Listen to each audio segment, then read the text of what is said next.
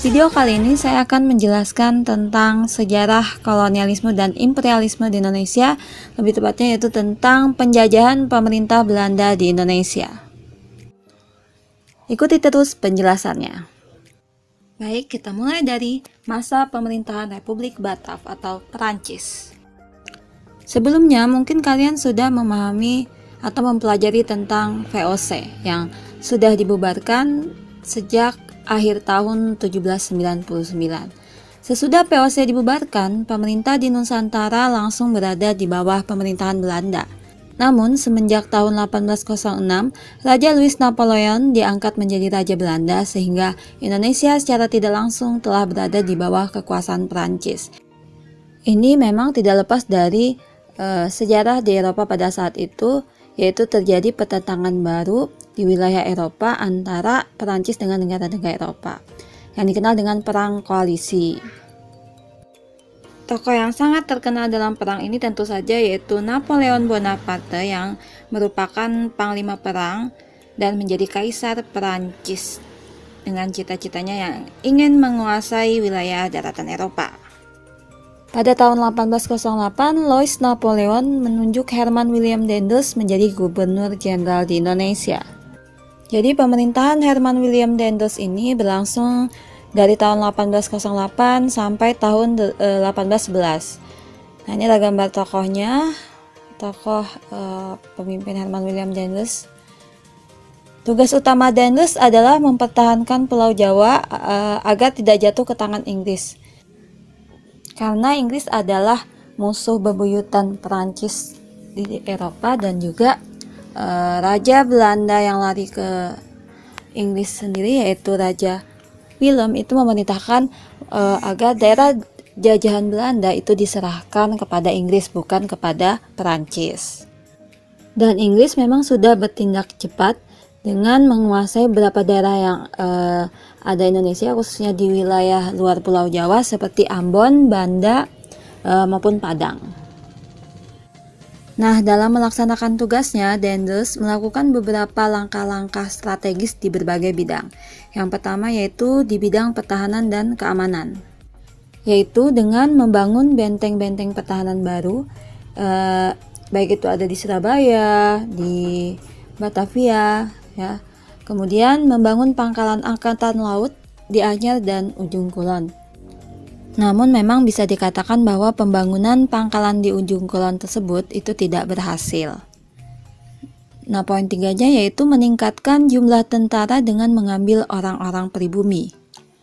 Karena pada saat ke Indonesia, Daendels tidak membawa pasukan yang cukup. Oleh karena itu, Daendels menambah pasukan dengan mengambil dari orang-orang pribumi, yaitu dari 4.000 tentara atau bahkan sampai menjadi 18.000 tentara. Daendels juga membangun jalan pos dari Anyer sampai Panarukan. Jalan ini juga disebut dengan Jalan Pantura, yang membentang sepanjang kurang lebih 1.100 km dari Anyer yaitu ujung barat Jawa sampai Panarukan yang merupakan ujung timur Jawa. Karena memang kalau Panarukan di sini adalah sebagai pelabuhan ekspor yang terletak paling ujung Jawa Timur. Jalan ini dibangun agar tentaranya dapat bergerak dengan cepat. Selain itu juga untuk mempermudah mengangkut barang-barang dari pelabuhan, termasuk barang-barang yang penting untuk akses kebutuhan penjajah pada saat itu.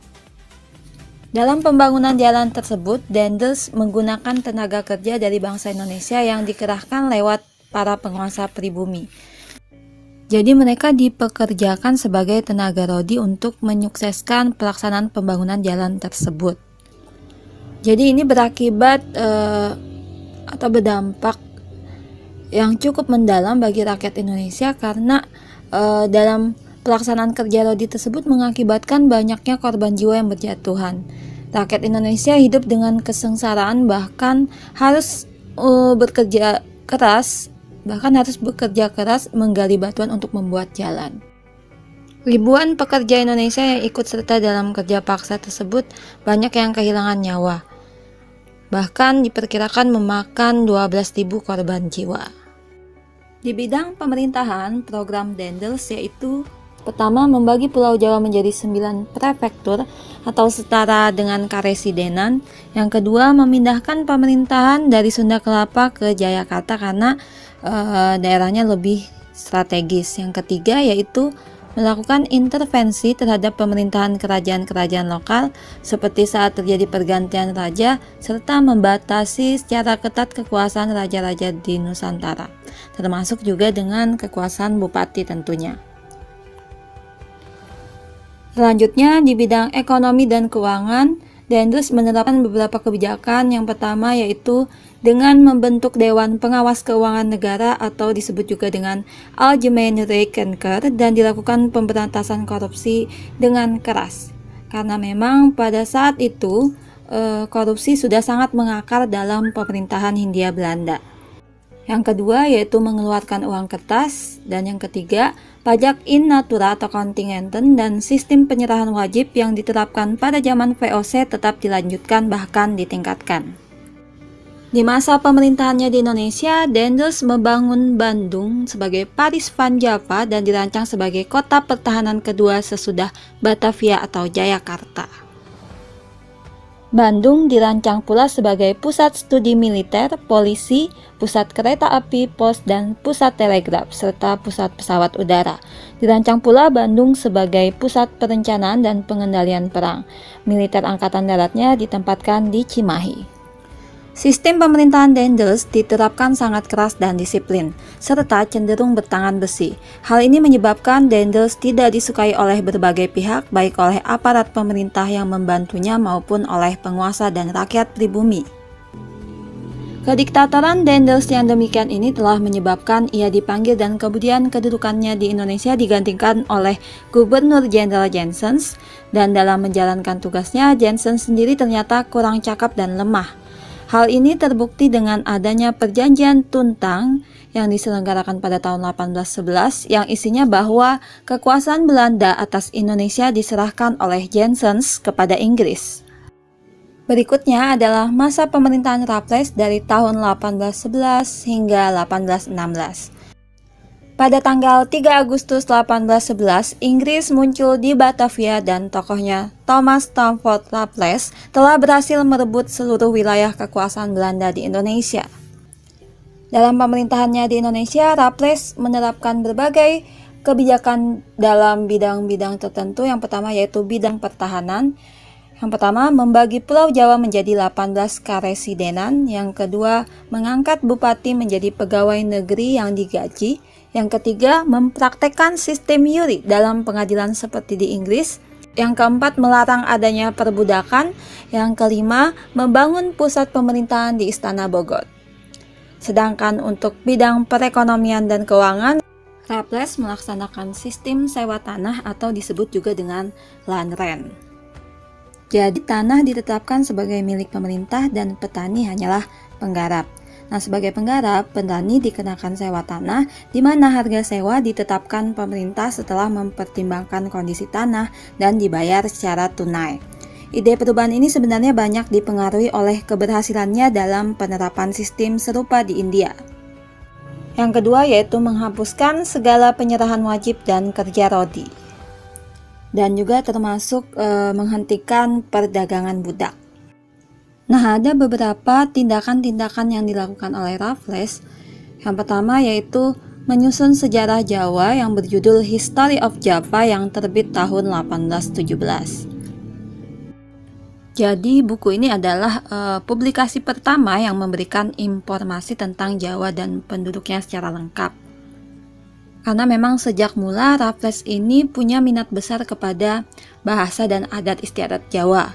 Raffles meneliti dengan memanfaatkan tenaga ahli bangsa Eropa, juga memanfaatkan pengetahuan orang-orang pribumi yang ia butuhkan untuk telaah dalam menerjemahkan naskah-naskah sastra dan sejarah Jawa. Tindakan yang kedua yang paling penting adalah merintis pembangunan Kebun Raya Bogor dan memberi nama bunga bangkai dengan nama Rafflesia arnoldi.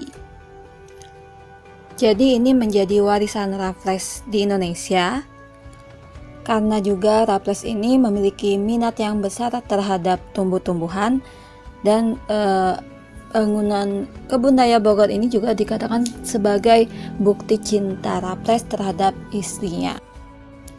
Dan bersama ilmuwan Arnold, Raffles menemukan bunga yang mereka namakan dengan bunga Rafflesia arnoldii, ditemukan di Bengkulu pada tahun 1818. Dan bunga ini menjadi bunga puspa langka di Indonesia.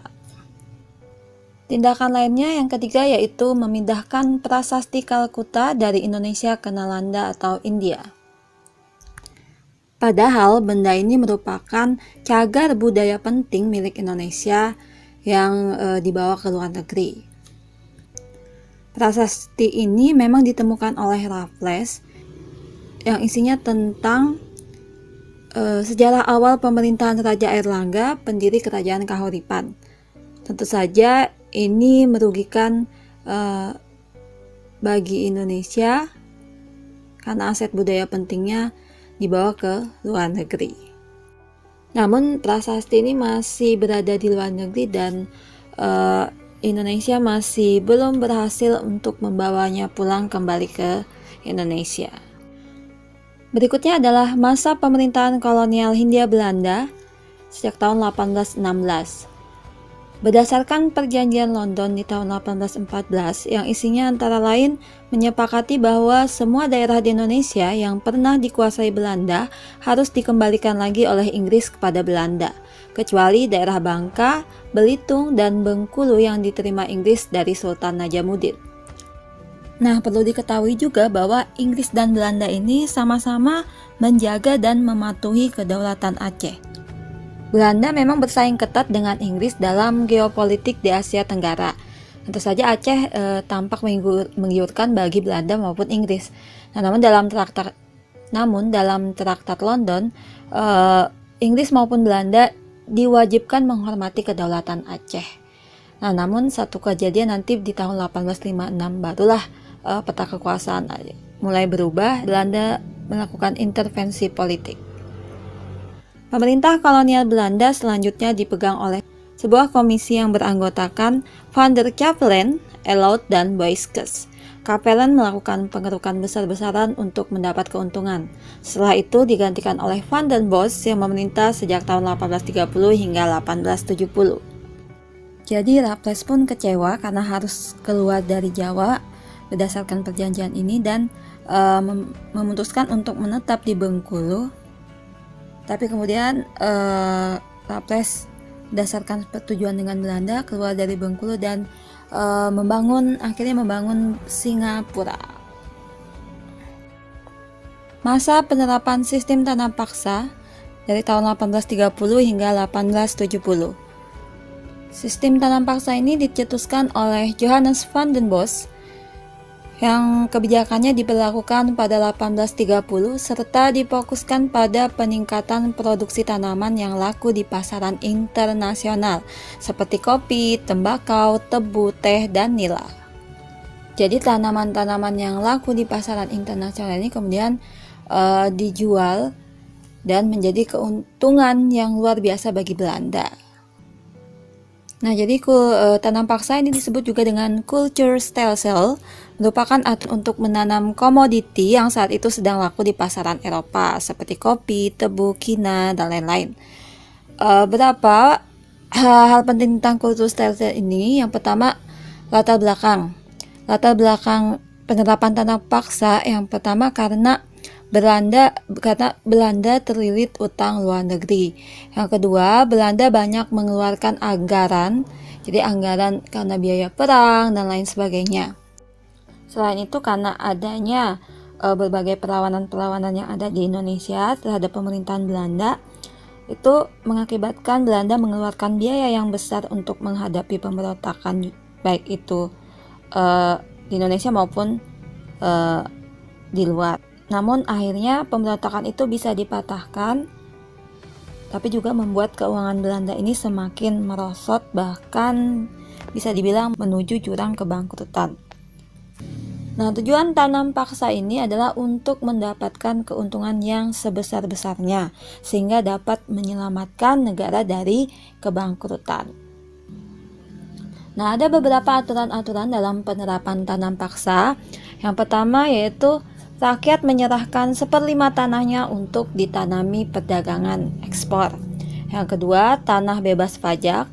Yang ketiga, waktu mengerjakan tanaman itu tidak boleh melebihi waktu tanam padi. Yang keempat, jika ada kelebihan hasil diserahkan kepada rakyat. Yang kelima, kegagalan panen bila bukan salah penggarap atau bencana hama itu ditanggung oleh pemerintah. Nah, penerapan tanam paksa sendiri itu tentunya membawa akibat baik itu bagi Belanda maupun bagi Indonesia. Bagi Belanda tentunya pelaksanaan tanam paksa ini mendatangkan keuntungan yang sangat besar dan keuntungan yang diperoleh Belanda sekitar 967 juta gulden. Nah, bagi Indonesia sendiri, tanam paksa itu menyengsarakan. Meskipun demikian, melalui tanam paksa, bangsa Indonesia menjadi mengenal jenis komoditas baru yang laku di pasar internasional. Nah, sistem tanam paksa ini kemudian menuai kritik dari berbagai pihak, termasuk dari orang-orang Belanda sendiri.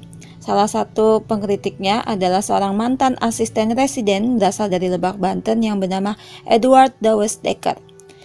Kritiknya dia tulis dalam buku yang berjudul Max Havelaar dengan menggunakan nama samaran Multatuli. Berikutnya adalah masa penerapan politik pintu terbuka atau sistem ekonomi liberal. Latar belakang penerapan politik pintu terbuka yaitu karena adanya penderitaan rakyat akibat sistem tanam paksa, dan memang karena tidak terlepas dari perubahan peta politik ekonomi di Belanda pada pertengahan abad ke-19. Yaitu karena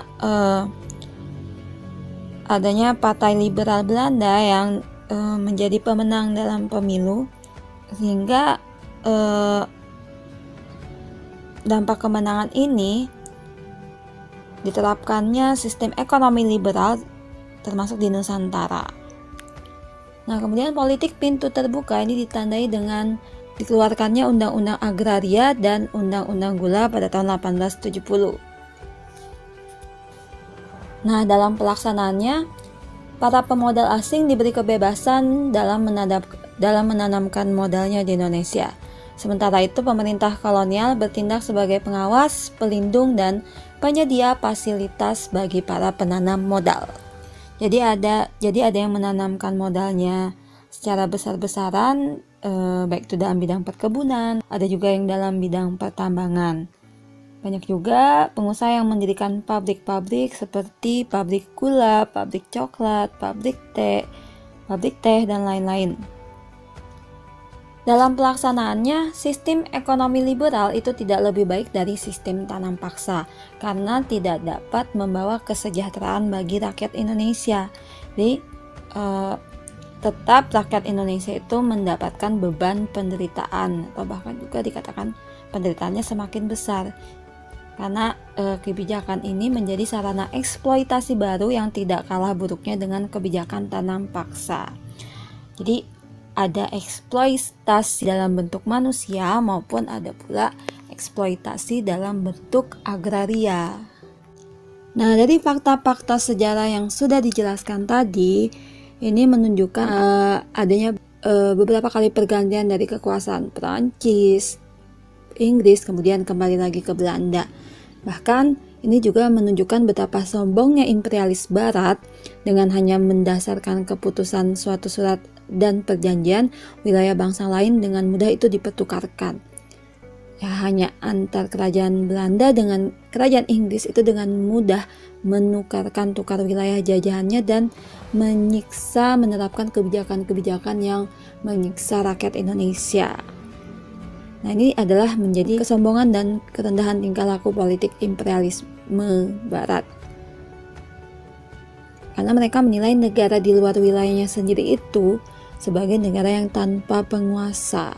Di peristiwa sejarah ini menandakan betapa agungnya nilai kemerdekaan bangsa, negara, dan agama. Jadi apalah kita arti damai jika dijajah dan tiada kemerdekaan bernegara, berbangsa, dan beragama bagi para rakyat yang dijajah. Oke, demikianlah penjelasan saya dalam materi kali ini. Sekian dan wassalamualaikum warahmatullahi wabarakatuh.